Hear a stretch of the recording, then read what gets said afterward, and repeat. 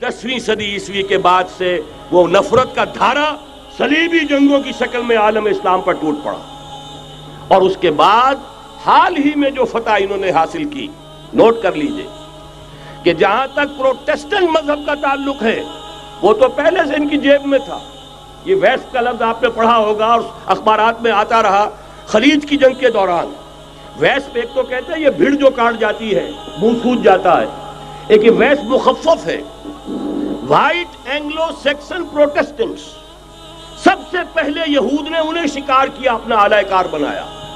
यही वजह है, आपको मालूम है 1917 में अंग्रेजों के जरिए से उन्हें यह इजाजत मिली कि फिलिस्तीन में जमीनें भी खरीद सकते हैं, जायदादें भी खरीद सकते हैं। बालफोर डिक्लेरेशन, इंग्लिस्तान का वजीर खारजा था जिसने कि ये इजाजत दिलवाई है, वरना यह कि खिलाफत उस्मानिया जब तक कायम रही है, खलीफा उस्मानी तुर्क खलीफा ने इजाजत नहीं दी, इसलिए कि हजरत उमर रजी अल्लाह ताला अन्हु ने, यह भी अब तारीख की एक हकीकत बयान कर रहा हूं जो शायद बहुत से हजरात के इल्म में न हो, कि जब यरूशलेम के ईसाइयों ने सरेंडर किया है यरूशलेम, हजरत उमर आए हैं, तशरीफ लाए हैं मदीना मुनव्वरा से चार्ज लेने के लिए, उस वक्त जो ट्रीटी लिखी गई है, जो मुआहदा हुआ है, उसमें वहां के यहूदियों, यहाँ के ईसाइयों ने तय कराया था कि यहाँ आप यहूदियों को आबाद होने की इजाजत नहीं देंगे।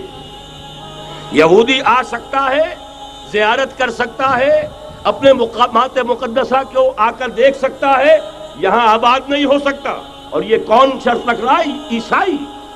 उस वक्त तक ईसाइयों की दुश्मनी यहूदियों के साथ इस दर्जे में थी, और यही हजरत उमर रजी अल्लाह ताला अन्हु की वो शर्त थी कि सलातीन उस्मानिया, खुलफाए उस्मानिया ने भी, हालांकि यहूदियों ने बड़ी से बड़ी रिश्वत देने की कोशिश की है, सुल्तान अब्दुल हमीद खान को यूं समझिए कि सीमो जर से खरीदने की कोशिश की है, लेकिन इसके बावजूद उनका कि जो फैसला हजरत उमर कर गए थे, जो कमिटमेंट रजी अल्लाह ताला अन्हु उनकी है, मैं उससे सरे मुंह इनहराफ नहीं कर सकता। असल में उसी की तो सदा है जो फ्री मेसनरी के जरिए से खिलाफत का खात्मा कराया गया, कि यही सबसे बड़ी रुकावट है। अगर खिलाफत खत्म न होती और अगर कहीं जिहाद का ऐलान खलीफा उस्मानी की तरफ से हो गया होता, तो ये कही थी बात जब हजरत शेखुल हिंद रहमतुल्लाह अलैह जब ये असीरी में थे माल्टा में, तो वहां का अंग्रेज कमांडेंट, उसने चूंकि वो कुछ मुरीद हो गया था या कम से कम अकीदतमंद हो गया था, एक रोज हजरत शेखुल हिंद ने उनसे सवाल किया उस शख्स से कि आप लोग हमारी खिलाफत के पीछे क्यों पड़े हुए? ये तो बीमार, तुम खुद कहते हो, यूरोप का मर्दे बीमार तुर्की, आपको क्या डर है इससे? आप क्यों इस बेचारी खिलाफत के दर पे हैं? उस शख्स ने जवाब दिया था, मौलाना इतने भोलपन के साथ बात ना कीजिए, हम भी जानते हैं, आप भी जानते हैं, अगर कहीं खिलाफत उस्मानिया की तरफ से जिहाद का ऐलान हो गया तो पूरे आलम इस्लाम से लाखों मुसलमान अपने सरों से कफन बांध कर निकल आएंगे। आज इस गए गुजरे दौर में भी इस कमजोर और यूं समझिए कि नाम नेहाद खिलाफत के अंदर इतनी जान है, इतनी ताकत, लिहाजा उसको खत्म किया गया। और खत्म कराया गया किनके जरिए से? वो जो मुसलमान कहलाते हैं थे फ्री मेसन, मुस्तफा कमाल पाशा फ्री मेसन, और उसके जरिए से इन्होंने सारे काम जो करवाए वो दर हकीकत अपनी साजिशों के जरिए से और मुसलमानों को इस्तेमाल करके करवाए। बहरहाल बात लंबी हो रही है। पहली बात तो यह है कि वही नक्शा उस वक्त का आज भी है जहां तक यहूदियों का ताल्लुक है, लेकिन फर्क ये वाक़ हो गया कि उस वक्त ईसाई यहूदियों के ताबे नहीं थे, बल्कि ईसाइयों और यहूदियों के माबैन दुश्मनी थी। आज यहूदी ईसाइयों पर मुसल्लत हो चुका है। फरंग की रगे जहां पंजे यहूद में है, और आज के फरंग का लीडर अमेरिका है। अमेरिका का सदर यूं समझिए कि वो इन यहूदियों का गुलाम है।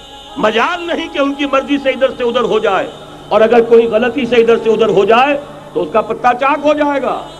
आप देखिए क्या हशर हुआ है बुश का, हालांकि बहुत बड़ा हीरो बनकर निकला था गल्फ वॉर से, लेकिन जरा सा एक बयान दे दिया था कि जो इसराइल को पसंद नहीं आया, तो जो इलेक्शन में चारों शाने चित हुआ है उसका जो हशर हुआ है वो देख लीजिए। तो पहली बात तो ये समझ लीजिए कि आज भी यहूदी, ये न्यू वर्ल्ड ऑर्डर है, न्यू वर्ल्ड ऑर्डर, और इसमें ईसाई दुनिया उसकी आलाकार है। अब सूरत हाल क्या है? ईसाई दुनिया, मैं एक बात बता रहा था बीच में रह गई, कि जहां तक प्रोटेस्टेंट ईसाई थे वो तो पहले इनके हाथ में थे। حال ہی میں انہوں نے جو فتح حاصل کی ہے وہ کیتھولک عیسائیت کو بھی اپنے ہاتھ میں لے لیا ہے۔ چنانچہ پوپ صاحب نے فرمان جاری کر دیا ہے کہ ہمارے خداوند یسوع مسیح کے قتل کی ذمہ داری ان یہودیوں پر نہیں ہے، بری کر دیے گئے۔ 1900 برس کے بعد، بلکہ 2000 برس کے قریب ہو گئے، انہیں ایگزونریٹ کر دیا گیا، ایبسالو کر دیا گیا، ان پر ذمہ داری نہیں۔ نتیجہ یہ نکلا ہے کہ ابھی چند مہینے پہلے جو مذاکرات صلح کے ہو رہے تھے، جن میں یاسر عرفات بھی تھے اور یہ اسحاق رابین گیا ہوا تھا واشنگٹن، وہاں سے واپس آیا ہے تو روم میں رک کر پاپائے روم سے ملاقات کر کے تشریف لائے ہیں، انہیں دعوت دی ہے کہ یروشلم آئیے، اور ویٹیکان نے تسلیم کر لیا ہے اسرائیل کو، اور ویٹیکان کا اب جو ہے ایک ایمبیسی، اس کا جو ہے سفارت خانہ وہ یروشلم میں بننے والا ہے، اور پوپ صاحب بھی وزٹ کرنے والے ہیں۔ گویا کہ یہ گٹھ جوڑ اب مکمل ہو چکا، اب کہیں اس میں کوئی کمی نہیں رہی۔ اس یونائٹڈ فورس کے ساتھ یہ نیو ورلڈ آرڈر اس وقت عالم اسلام پر حملہ آور ہے۔ اب اس میں نوٹ کیجئے کہ اس وقت کی فضا ہے کیا۔ عالم اسلام میں سے عالم عرب ان کے شکنجے میں جا چکا، کیوں بنا کر کھڑے ہوئے ہیں اسرائیل کو ماننے کے لیے اور سر تسلیم خم کرنے کے لیے۔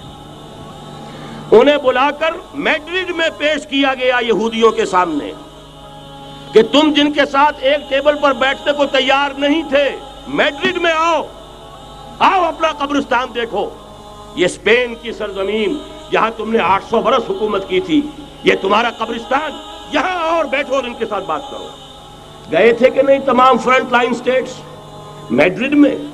حالانکہ کوئی بین الاقوامی کانفرنس کبھی میڈرڈ میں نہیں ہوئی، یا تو یہ واشنگٹن میں، بعد میں وہ سارے معاملات واشنگٹن میں چلے، شروع وہاں سے کیا۔ اس لیے کہ نیوز ویک کا کچھ عرصے پہلے کور سٹوری جو تھی 1992 is the year of Spain. Why? 1592 was the year of the fall of Granada. 1492 میں 1492 میں غرناطہ کا سقوط ہوا، اور پورے آئیبیرین پیننسولا سے ایک ایک مسلمان بچہ نکال کر ختم کر دیا گیا، یا زندہ جلا دیے گئے، یا تہہ تیگ کر دیے گئے، یا جہازوں میں بھر بھر کر۔ اور آپ کو معلوم ہے میڈیٹرینین کی حیثیت کیا ہے، خلیج ہے، ایک معمولی سی خلیج، ادھر سے اسپین کا ساحل قریب آ جاتا ہے، اسپین کے ساحل سے جہازوں میں بھرا اور نارتھ افریقہ کے ساحل کے اوپر پھینک کر آ گئے۔ پورے ہسپانیہ میں جہاں 800 برس مسلمان کی حکومت رہی، ایک بچہ بھی مسلمان نام کا موجود رہا۔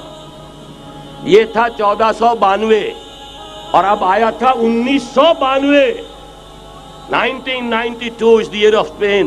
اسی لیے ورلڈ اولمپکس رکھے گئے، وہاں دلہن کی طرح سجایا گیا ہسپانیہ کو، اور بلایا گیا، طلب کیا گیا، سمن کیا گیا تمام دول عرب کو، آؤ یہاں بیٹھو، اور یہاں بیٹھ کر اپنے ان یہودی دشمنوں کے ساتھ مصالحت کی بات شروع کرو۔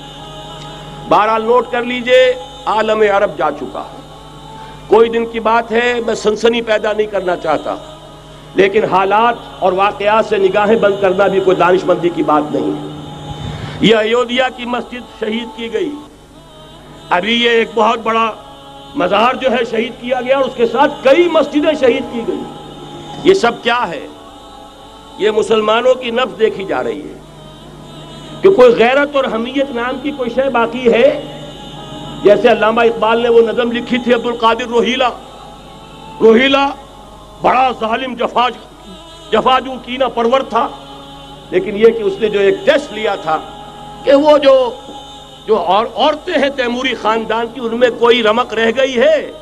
معلوم ہوا کہ نہیں، کہ غیرت نام تھا جس کا گئی تیمور کے گھر سے، ختم، غیرت نکل گئی۔ اسی طرح ایودھیا کی مسجد، اب چرار شریف، اور یہ کوئی دن کی بات ہے کہ اب مسجد اقصیٰ کا نمبر آیا کہ آیا، اس کے لیے پوری تیاریاں ہو چکی ہیں۔ یروشلم کا مشرقی حصہ خالی کرایا جا چکا ہے، اس کے اندر اب پورا تسلط یہودی کر رہے ہیں، یہاں تک کہ اب کے یاسر عرفات صاحب نے بھی کچھ نہ کچھ جو ہے احتجاج کی بات کی ہے، حالانکہ اب تک ہر بات مان کر منقار زیر پر تھا، لیکن یہ کہ ایک وقت آتا ہے آخر کار اسے بھی کچھ بولنا پڑ گیا ہے۔ لیکن یہودی اب پیچھے قدم ہٹانے والا نہیں ہے۔ ان کا تھرڈ ٹیمپل تیسری مرتبہ ہیکل سلیمانی تعمیر ہونا ہے۔ نوٹ کر لیجئے، ان کے لیے وہ وہی کچھ ہے جو ہمارے لیے کعبہ ہے۔ ان کے لیے ہیکل سلیمانی بالکل وہی حیثیت رکھتا ہے جو ہمارے لیے کعبہ۔ وہ ہیکل سلیمانی ایک مرتبہ پہلے نبوکدنضر کے ہاتھوں مسمار ہوا، پھر سن 70 عیسوی میں ٹائٹس کے ہاتھوں مسمار ہوا۔ سن 70 کے بعد آج 1995 میں کتنے برس ہو گئے؟ پورے 1925 برس ہو گئے کہ ان کا کعبہ زمین بوس پڑا ہوا ہے۔ اب تک تو ان کا بس نہیں تھا، اب تو بس ہے کہ نہیں؟ اب ان کی حکومت ہے کہ نہیں؟ اب شاہ حسن ہو چاہے شاہ حسین، ان کے نوکر اور چاکر ہیں یا نہیں؟ اب انہیں ڈر کس کا ہے؟ لہذا کوئی دن کی بات ہے مسجد اقصی شہید ہوگی اور ٹیمپل کی تعمیر شروع ہوگی۔ یہ تو بہرحال ایک نقشہ ہے۔ اگلا نقشہ آپ کو بتانا چاہتا ہوں، ایک دوسری تصویر ہے۔ یہ تصویر ہے زمینی، ایک تصویر ہے آسمانی۔ وَمَكَرُوا وَمَكَرَ اللَّهُ وَاللَّهُ خَيْرُ الْمَاكِرِينَ۔ انہوں نے اپنی سی تدبیریں کی، اللہ نے اپنی تدبیر کی، اور ظاہر بات ہے اللہ کی تدبیر سے بہتر تدبیر کس کی ہوگی؟ چنانچہ یہودیوں کی سازشیں اس وقت بھی ناکام ہوئی تھی یا نہیں؟ ظاہر بات ہے جاء الحق وزهق الباطل ان الباطل کان زہوقا۔ لہذا یہ آیتیں دونوں اعلان کر رہی ہیں کہ یہودیوں کی سازشیں بالآخر ناکام ہوں گی اور دین حق کا بول بالا ہو کر رہے گا۔ یہ تو ان آیتوں سے ظاہر ہے۔ یریدون لیطفئوا نور اللہ بافواہہم واللہ متم نورہ ولو کرہ الکافرون۔ یریدون ان یطفئوا نور اللہ بافواہہم ویابی اللہ الا ان یتم نورہ ولو کرہ الکافرون۔ هو الذی ارسل رسولہ بالہدی ودین الحق لیظہرہ علی الدین کلہ ولو کرہ المشرکون۔ اللہ نے تو بھیجا ہی ہے اپنے رسول کو اس فیصلے کے ساتھ اور یہ ذمہ داری اور مشن دے کر کہ جو دین حق آپ کو دے کر بھیجا جا رہا ہے اسے غالب کیجئے، نافذ کیجئے، قائم کیجئے۔ اس مشن کے ساتھ بھیجا جا رہا ہے اور وہ بہرحال آیا جاء الحق وزهق الباطل ان الباطل کان زہوقا۔ لیکن نوٹ کرنے کی بات یہ ہے، ذرا یہاں تھوڑا سا تحمل کے ساتھ غور کیجئے گا، کہیں میرے خلاف کوئی فتویٰ دینا شروع کر دیں۔ کیا حضور کا مقصد بعثت اس وقت مکمل ہو گیا تھا؟ ایک درجے میں ہو گیا کہ جزیرہ نما عرب پر اللہ کے نور کا بھی اتمام ہو گیا، اللہ کا دین بھی غالب ہو گیا۔ ہو گیا کہ نہیں ہو گیا؟ لیکن کیا محمد الرسول اللہ صرف عرب کے لیے بھیجے گئے تھے؟ قرآن کہتا ہے ببانگ دہل وما ارسلناک الا کافۃ للناس بشیرا ونذیرا۔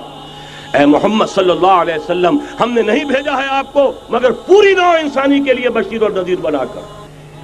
تو جان لیجئے کہ یہ مقصد بعثت محمدی صلی اللہ علیہ وسلم بتمام و کمال اس وقت پورا ہوگا جب کل عالم انسانیت پر، کل روئے ارضی پر اللہ کا دین اسی طرح غالب ہو جائے گا جس طرح کہ محمد رسول اللہ والذین معہ صلی اللہ علیہ وسلم ورضی اللہ تعالی عنہم اجمعین، ان کے ہاتھوں سے، ان کے ایثار سے، ان کی قربانیوں سے، جن کا نقشہ آپ کے سامنے مولانا کھینچ چکے ہیں، ان کے اثار، ان کی قربانیاں، ان کی محنت، ان کی جفاکشی، ان کی سرفروشی، ان کے جان تن من دھن لگا دینے کے نتیجے میں جیسے اس وقت غالب ہوا تھا کل روئے ارضی پر غالب ہوگا، تب کہیں جا کر مقصد بعثت محمدی مکمل ہوگا۔